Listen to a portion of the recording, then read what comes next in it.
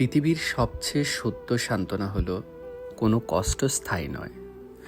আজ যে ব্যথা বুকে চেপে ধরছে, কাল হয়তো সেটা স্মৃতির পাতা শুকনো হয়ে যাবে।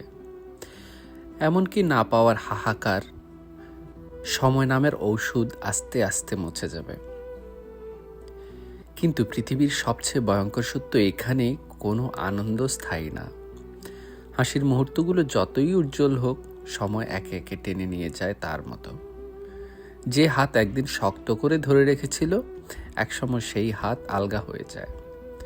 জ্বর থেমে যায়, রোদ স্নান হয়ে যায়, মানুষ বদলায়, সম্পর্কের ধারণা পাল্টায়। আজ যা সবচেয়ে প্রিয় মনে হয়, কাল হয়তো তা নিছক অভ্যাস হয়ে যায়। এটাই জীবন, যেখানে না দুঃখ টিকে থাকে, না সুখ, শুধু টিকে থাকে স্মৃতির টুকরো, যা মানুষকে হাসায় এবং কাঁদায়। স্মৃতি নিয়েই বেঁচে থাকে মানুষ, হয়তো সুখে অথবা নীরব নিঃশব্দে, গহীন একাকিত্বে। স্মৃতি মানুষকে বাঁচায়, স্মৃতি মানুষকে কাঁদায়।